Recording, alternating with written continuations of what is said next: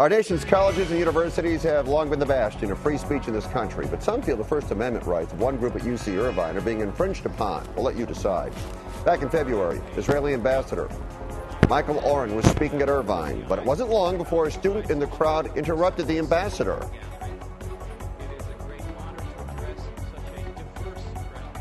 Propagating murder is not an expression of free speech.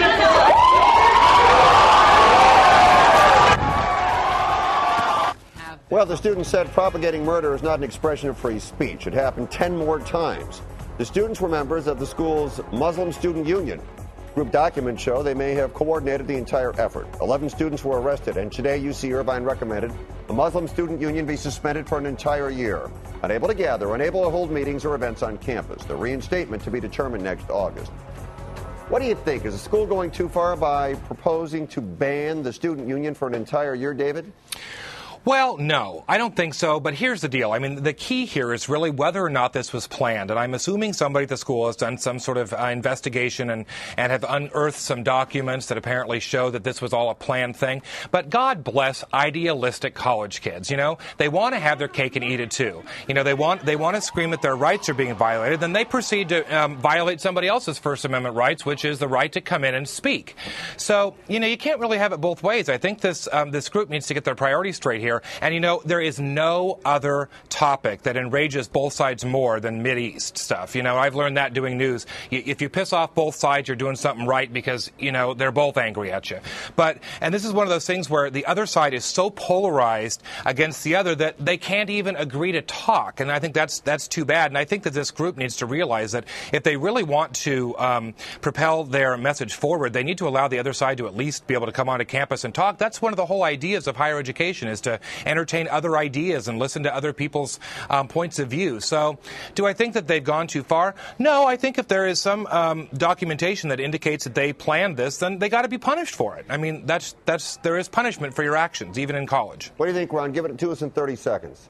30 seconds, it's easy. They went way too far. They disrupted an event. They treated a person not with their own rights to free speech, but trashing him and being totally disrespectful. If one of them had gotten up and made their statement and others had carried signs and protested outside, it would have been an appropriate thing. I question whether the university has set appropriate rules, but from everything I've seen and heard about this, they were way beyond reasonable exercise of free speech, and the campus has rules and orderly behavior. You know, it would be good to see students protesting a whole lot of things these days, though. I think David's got that one absolutely right. All right, so you guys agreed on that one. Last one, here we go. Let's say you have children in elementary school. Is their teacher's personal life any of your business? What if their teacher got fired for having sex with her husband? Happened in Florida, sort of. Fourth grade teacher Jaretta Hamilton was fired by Southland Christian School because she and her husband-to-be conceived a child 3 weeks before they were married. The school claimed Hamilton violated school policy by refusing to uphold the school's values. She's now suing the school, claiming discrimination. Who's right? Who's wrong, Ron? Well, you know, I really sort of am concerned that this is about their interracial marriage. The woman was asked inappropriate questions. Well, when did you have sex? When did you get married? When was the baby conceived? When's it due? Things that I think she was pretty naive to answer, instead of just telling him, hey, don't ask and I won't tell. It's none of your business.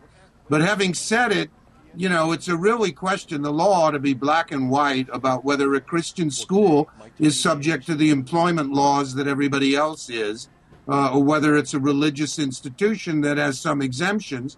From what I understand, because it's a large school, they probably are subject to the federal laws, in which case I don't see how the school has a leg to stand on. Geez, I mean, she married the guy. She's got 5 kids. She's a widow. She's obviously a good person. They didn't fire her for cause. They fired her for premarital sex 3 weeks before she got married. In this day and age, it's ridiculous. David?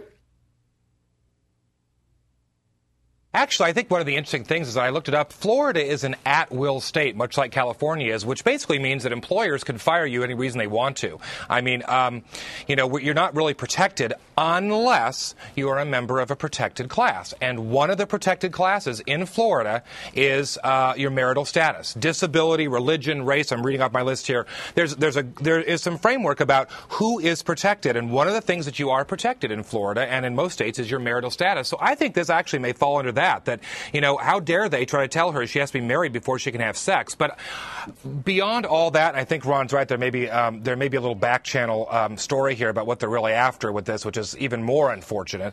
But the sad thing is, you went to work for a Christian school. Not that I have anything against Christians, but you know what? They get a little nutty about this kind of stuff sometimes. They really do. You know what? Don't answer their questions. And better yet, don't go to work for them. And all right, with that little ditty, I'll say goodnight to both of you. Well done, guys. Thanks a lot.